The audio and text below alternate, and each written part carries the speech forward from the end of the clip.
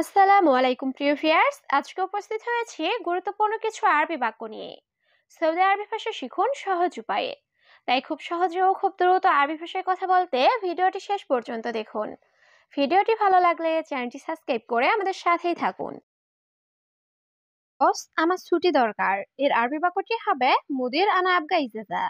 এখানে মুদির অর্থ বস, আনা অর্থ আমার, আবগা অর্থ লাগবে বা দরকার, ইজাজা অর্থ ছুটি। মুদির আনা আবগা ইজাজা, বস আমার ছুটি দরকার। ছুটি দরকার এখনই। এর আরবি বাক্যটি হবে আবগা ইজাজা আলহিন।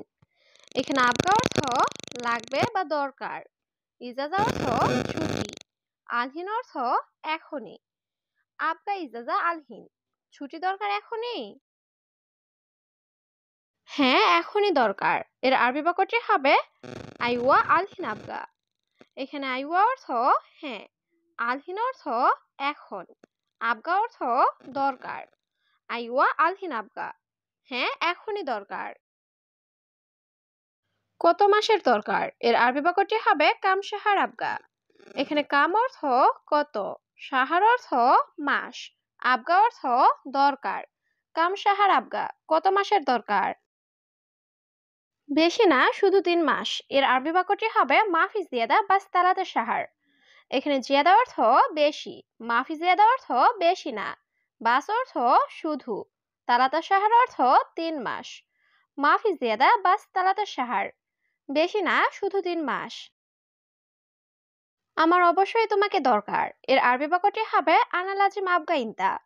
এখানে আনা অর্থ আমার, লাজিম অর্থ অবশ্যই, আবগা অর্থ দরকার, ইনতা অর্থ তোমাকে।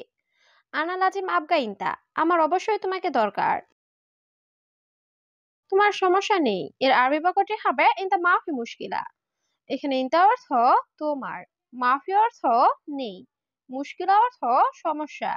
ইনতা মাফি মুশকিলা, তোমার সমস্যা নেই। আমি ছুটি দিব। এর আরবি বাক্যটি হবে আনা আতিক ইজাজা। এখানে আনা অর্থ আমি, আতিক অর্থ দেওয়া, ইজাজা অর্থ ছুটি।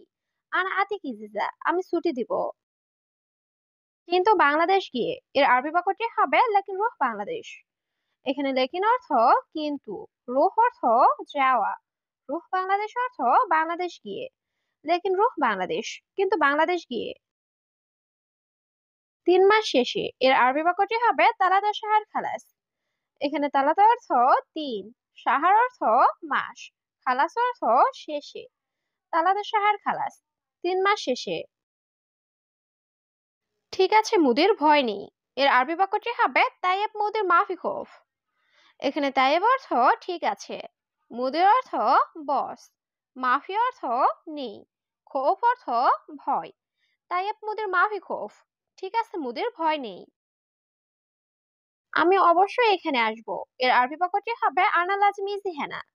এখানে আনা অর্থ আমি, লাজিম অর্থ অবশ্যই, ইজি অর্থ আসব, হেনা অর্থ এখানে। আনা লাজিমি জিহানা, আমি অবশ্যই এখানে আসব। এখন এখানে কে কাজ করবে? এর আরবি বাক্যটি হবে আলহিন হেনা মিন সুগল। এখানে আলহিন অর্থ এখন, হেনা অর্থ এখানে, মিন অর্থ কে, সুগল অর্থ কাজ করা। আলহিন হেনা মিন সুগল, এখন এখানে কে কাজ করবে? এখানে একজন লোক দরকার। এর আরবি বাক্যটি হবে হেনা আবগা হেদনাফর। এখানে হেনা অর্থ এখানে, আবগা অর্থ দরকার, ওয়াহেদ অর্থ একজন, নফর অর্থ লোক। হেনা আবগা হেদনাফর, এখানে একজন লোক দরকার। এখানের কাজ সমস্যা নাই। এর আরবি বাক্যটি হবে হেনা সুগল মাফি মুশকিলা। এখানে হেনা সুগল অর্থ এখানের কাজ, মাফি মুশকিলা অর্থ সমস্যা নাই। হেনা সুগল মাফি মুশকিলা, এখানের কাজ সমস্যা নাই। আমার একজন ভাই আছে। এর আরবি বাক্যটি হবে ফিয়ানা ওয়াহেদ আখু। এখানে ফি অর্থ আছে, আনা অর্থ আমার, ওয়াহেদ অর্থ একজন, আখু অর্থ ভাই। ফিয়ানা ওয়াহেদ আখু, আমার একজন ভাই আছে। সে এখানে কাজ করবে। এর আরবি বাক্যটি হবে হুয়া সুগল হেনা। এখানে হুয়া অর্থ সে, সুগল অর্থ কাজ করা, হেনা অর্থ এখানে। হুয়া সুগল হেনা, সে এখানে কাজ করবে। এই লোকটি কেমন? এর আরবি বাক্যটি হবে হাদা নাফর কেইফ। এখানে হাদা অর্থ এই, নফর অর্থ লোকটা, কেইফ অর্থ কেমন। হাদা নফর কেইফ, এই লোকটি কেমন। লোক ভালো, অনেক ভালো। এর আরবি বাক্যটি হবে নফর কয়েস মিয়া মিয়া। এখানে নফর অর্থ লোক, কয়েস অর্থ ভালো, মিয়া মিয়া অর্থ অনেক ভালো। নফর কয়েস মিয়া মিয়া, লোক ভালো, অনেক ভালো। সে তোমার মতো কাজ করবে তো। এর আরবি বাক্যটি হবে হুয়া সুগল সেমসেমিনতা। এখানে হুয়া অর্থ সে, সুগল অর্থ কাজ করা, সেমসেমিনতা অর্থ তোমার মতো। হুয়া সুগল সেমসেমিনতা, সে তোমার মতো কাজ করবে তো। হ্যাঁ, সে আমার মতোই। এর আরবি বাক্যটি হবে আইওয়া হুয়া সেমসেমানা। এখানে আইওয়া অর্থ হ্যাঁ, হুয়া অর্থ সে, সেমসেমানা অর্থ আমার মতোই। আইওয়া হুয়া সেমসেমানা, হ্যাঁ সে আমার মতোই। নাম কি তোমার। এর আরবি বাক্যটি হবে সু ইসমা কিন্তি। এখানে সু অর্থ কি, ইসমাক অর্থ নাম, ইন্তি অর্থ তোমার, ইন্তা অর্থ তোমার। এখানে ইন্তি ব্যবহৃত হয়েছে মেয়েদের ক্ষেত্রে, আর ইন্তা ব্যবহার হয় ছেলেদের ক্ষেত্রে। সু ইসমা কিন্তি, নাম কি তোমার।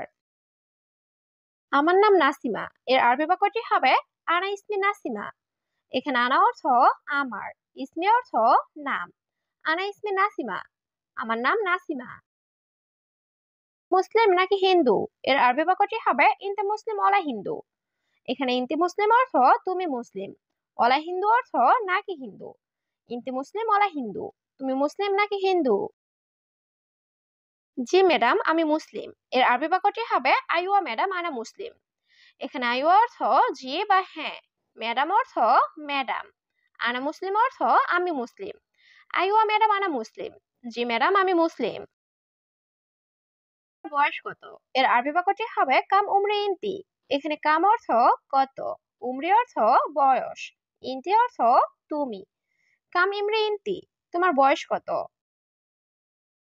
আমার বয়স 30 বছর। এর আরবি বাক্যটি হবে আনা উমরি তালাতিন সানা। এখানে আনা অর্থ আমার, উমরি অর্থ বয়স, তালাতিন অর্থ 30, সানা অর্থ বছর। আনা উমরি তালাতিন সানা, আমার বয়স 30 বছর। আগে তুমি কোথায় কাজ করেছো। এর আরবি বাক্যটি হবে ওয়াইন সুগল ইনতি আওয়াল। এখানে ওয়াইন অর্থ কোথায়, সুগল অর্থ কাজ করা, ইনতি অর্থ তুমি, আওয়াল অর্থ আগে। ওয়াইন সুগল ইনতি আওয়াল, তুমি আগে কোথায় কাজ করেছো। আগে মদিনা কাজ করতাম। এর আরবি বাক্যটি হবে আওয়াল সুগল মদিনা। এখানে আওয়াল অর্থ আগে, সুগল অর্থ কাজ করা, আওয়াল সুগল মদিনা, আগে মদিনা কাজ করতাম।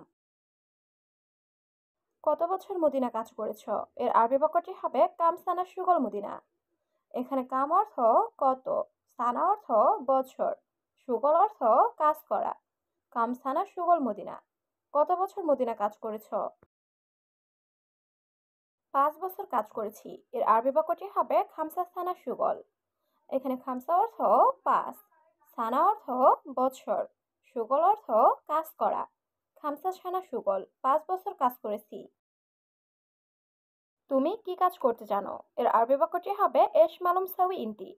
এখানে এশ অর্থ কি, মালুম অর্থ জানা, সউই অর্থ করতে, ইনতি অর্থ তুমি। এশ মালুম সাউই ইনতি, তুমি কি কাজ করতে জানো। আমি বাড়ির সবকিছু জানি। এর আরবি বাক্যটি হবে আনা আরেফ কুল্লু বেত। এখানে আনা অর্থ আমি, আরেফ অর্থ জানি, কুল্লু অর্থ সব, বেত অর্থ বাড়ি। আনা আরেফ কুল্লু বেত, আমি বাড়ির সবকিছু জানি। কাপড় পরিষ্কার ইস্ত্রি করা। এর আরবি বাক্যটি হবে মালাবিস নাদিব কাউই। এখানে মালাবিস অর্থ কাপড়, নাদিব অর্থ পরিষ্কার, কাউই অর্থ ইস্ত্রি করা। মালাবিস নাদিব কাউই, কাপড় পরিষ্কার ইস্ত্রি করা। চা কফি বানাতে জানি। এর আরবি বাক্যটি হবে শাই গাওয়া আরেফ। এখানে শাই অর্থ চা, গাওয়া অর্থ কফি, আরেফ অর্থ জানা। শাই গাওয়া আরেফ, চা কফি বানাতে জানি। শুধু রান্না জানি না। এর আরবি বাক্যটি হবে বাস মাফি মালুম তাব্বাক। এখানে বাস অর্থ শুধু, মালুম অর্থ জানা, মাফি মালুম অর্থ জানি না, তাব্বাক অর্থ রান্না করা। বাস মাফি মালুম তাব্বাক, শুধু রান্না জানি না।